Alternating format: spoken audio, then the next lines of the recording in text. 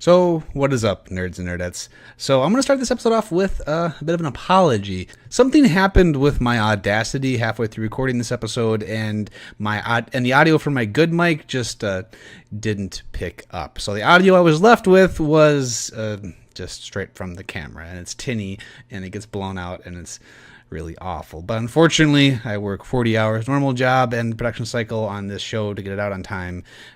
I just can't reshoot it. And if I do reshoot it, the show's improv, so shooting the second time, it's just not as good. So yes, the audio for this episode it's going to blow. And I apologize for that, but the thoughts are still good, the points are still good, it's still just the pull you love. So next week, the audio quality will be better. I promise, on the blood of your unborn children. So try to enjoy this episode of The Pull, even though the audio sounds like someone threw a bunch of silverware down the stairs. What is up, nerds and nerdettes? Welcome back to yet another episode of The Pull. I'm still AJ. Doing a weekly show can be challenging because you're kind of at the mercy of what happens during the week. There are weeks where you just have nothing to fucking talk about, and I have to vamp for 5 to 10 minutes. And there are other weeks that are so packed with interesting stuff to talk about, you have to bounce from topic to topic like you're a Mad TV character.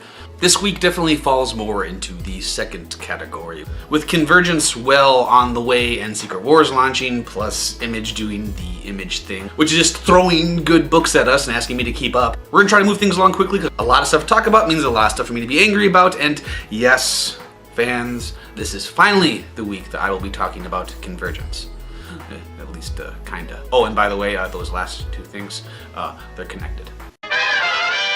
No Mercy is a book where a bunch of kids on a mission trip in South America have their bus go over a cliff, and now they're stranded in the woods. Think of Castaway, but instead of Tom Hanks, it's a bunch of teenagers, and instead of a volleyball with green onions growing out of its head, it's cocaine. For a story that can be shot glass summarized as a bunch of kids lost in the woods, there's a lot going on here. The book does a good job of playing with a lot of different teenage archetypes and making them interesting again. We got hippie chick, we got social media chick, we got the fat girl, we have the hipster dude who's always overtly trying to condescend his way into the nearest naive cooter. They're just a bunch of kids isolated around a campfire in the middle of the woods, yet there's subplots, there's relationships developing, there's conflict almost at every single turn.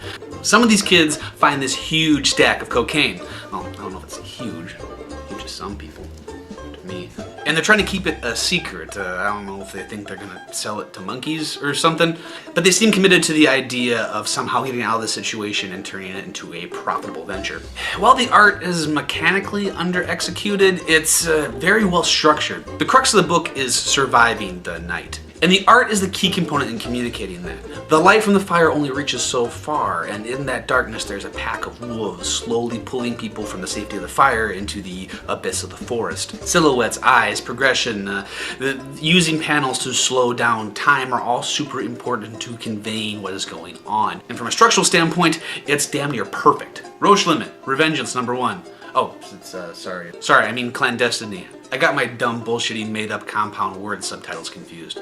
Roach Limit's a book I've really wanted to talk about more, and I really haven't been able to because it's so hard to quantify, because it's just a cool book. And I can't talk about all the ideas in it, the super interesting characters, or great art, or, big ideas or anything, because it was always a book that was more than the sum of its parts. While nothing was done to an excellent level, it was always just a lot of fun and really enjoyable, and a book I always look forward to picking up. And maybe that's because Roche Limit is one of the most narratively focused books I've ever seen. It's not trying to communicate or wow you. It's like, hey, I have this interesting story. I'm gonna tell it. If you wanna, put it in front of your eyeballs while I'll tell it, you can. Or, sure, there's another episode of fucking Big Bang Theory on. Enjoy. What? Sheldon's still socially awkward? Oh my god, I had to watch this shit. Hand me the popcorn. Roche Limit tied up all of its loose ends at the end of its first story arc, pretty much.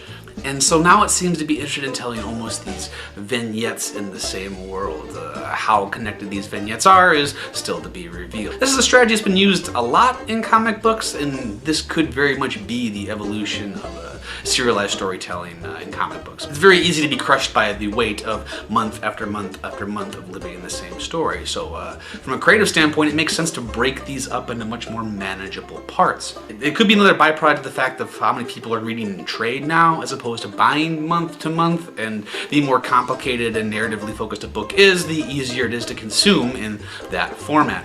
So Clandestiny is basically a new story set in the Roche Limit universe, and it's actually way more interesting than the first time around, and the first time around was fucking tits.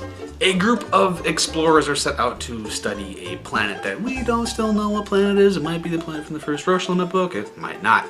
Anyway, while approaching this supposedly abandoned planet, it gets shot down by space shots.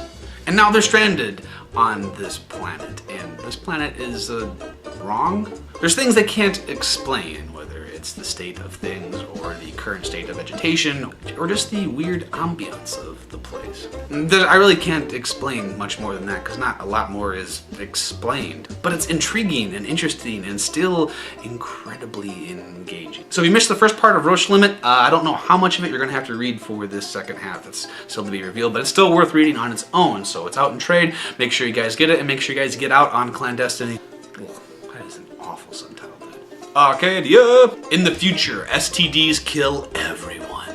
That is actually the plot of this book. Pandemic crotch rot kills 6 billion people. The survivors of this epidemic take the brains of the dead and download them into this computer. Yes, it is like the Matrix, but Arcadia does do enough to separate itself from the Matrix cliches so you don't feel like it's ripping it off.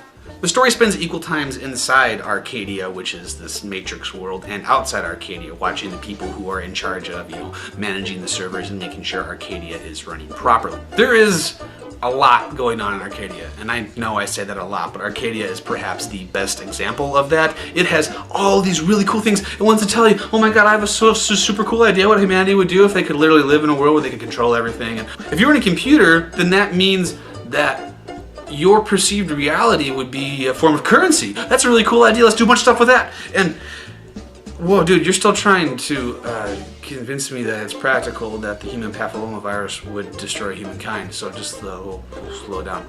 It almost feels like Arcadia thinks that this is the only issue it will ever release, so it has to give us all the information now. Is good, and it's got so much interesting stuff going on, yet it's so excited to tell you that the book ends up tangled in its own bones. One of the coolest elements is how the world of Arcadia tries to maintain the political norms of our world. How people in Arcadia and people outside of Arcadia both vote and are governed by these same political bodies. And rather than healthcare or illegal immigration or food stamps and abortion, what are politics now? Oh, update. Politics are, police are bad. Don't get on airplanes. The guy who runs Russia really likes horses, hates shirts, and Justin Bieber's running for president. So maybe Arcadia is not quite like actual politics. The things Arcadia are presenting the reader with are so thought-provoking, but he gives us them all at once. Nothing's ever allowed to breathe or given space. Arcadia is a book that you should be reading and should be continuing on, because I think once the book is given a lot more space, it's going to be a lot more digestible, and it's going to be really good. Because there's nothing wrong with it, there's just too much in this first issue. Okay, so I'm going to talk about Convergence now. Kind of. I'm going to talk about Convergence as a whole and Secret Wars #1 together, because while they're not exactly representative of each other as far as quality or strategy goes, they very much share space within the same topic in the industry, and that is the summer event book and how that affects the collective comic book universe. Listen, the two biggest players in the comic book industry are, of course, DC and Marvel. So their strategies are going to be in competition, and they're going to reflect each other. And Convergence and Secret War very much do. They very much attempt to organize what has become a very complex, tangling, gooey pile of spaghetti, also known as their universes. They're both blowing up norms and rebuilding a new norm, championing the claim that we've done everything this way for 70 years, but this time it's going to be different. Yeah, I've heard that promise before. I heard it with every Crisis book, I heard it with Civil War, I heard it with Avengers vs. X-Men, I heard it with Siege, I heard it with every event book. That is the event book marketing. We're finally going to change everything. It's going to be new and fresh, and yet we still end up orbiting the same norm.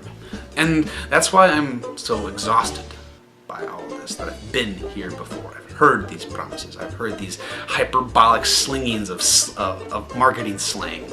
Listen, Convergence is not terribly well executed. It's messy, it's based around a very cliche battle royale sort of thing. It's not really interesting on any level, though I appreciate its attempt to organize itself. Secret Wars is good.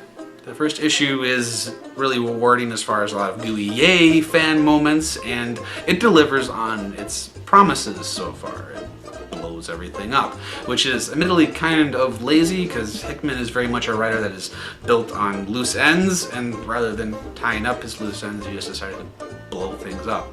Convergence could be the best, most original story ever, and Secret Wars could be intriguing and twisty and dark and so amazing. But at the end of the day, I just don't care. I'm so tired of event books. Just the extra 500 titles to buy to understand what's going on. The promises that this time everything's going to be different, though what it ultimately boils down to is who's going to die, who's going to come back to life, who gets a new costume. And while you can promise me this brave new world every time, it's always just a shifting of norms. It's like getting back together with a girl who's cheated on you. Yeah, this time she promises not to blow the dude that works at Ace Hardware. This time she's going to focus on a new and brighter future, and you know what? Maybe this time she means it. Maybe this time is the time that everything changes, but no. You don't get my enthusiasm. You don't get me to jump on board. You don't get me to fall for this same sucker treatment again. I'm not excited about either of these books. I'm not excited about the tour of their histories while they simultaneously shove them down the garbage disposal. I'm just not interested.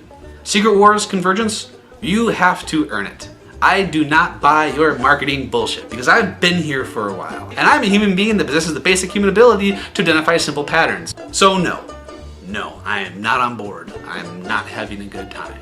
I'm going to muscle through this to see what kind of new world you're going to offer me, but you have a lot of work to do if you want this guy on board. Alright, that'll do it for the episode of The Pull. Before we go, we do have some trades that are worth talking about. The second collection of Southern Bastards is out. Southern Bastards gets a lot of pub because of who publishes it, who writes it, and because of how good it is, so I'm sure you guys knew that. But the one that's sneaking under the radar this week is Rat Queens. Rat Queens does not get talked about enough. This is one of the best books out. The second collection is out. Make sure you're on it. It's a comedy book based very much on the tropes of Dungeons & Dragons, and I don't even play Dungeons & Dragons. I still think it's hilarious. Give this book all of your money, because it deserves it. If there's any books that I'm not talking about or not talking about enough, make sure you mention it in the comments below. Also, if there's anything else about the industry that you want me to talk about on the show, if you want anything answered, if you want my opinion on anything, go ahead and leave it in the comments. I'll either answer it in the comments or I'll answer it in the next episode of the show. Look for a lot more comic book and video game content to be coming Video Game Time Machine soon. We have a lot of stuff entering the final stages of production, so you're about to get some good stuff in your eyeballs. If you want to know when that stuff comes out, make sure you follow me on Twitter, and also make sure you hit that subscribe button. For every new subscriber we get this week, I'll actually schedule one medical appointment to finally get that lump checked out. Make sure you guys come back next Sunday and every Sunday to have time for another episode of The Pull. Now get out of here and go read comics.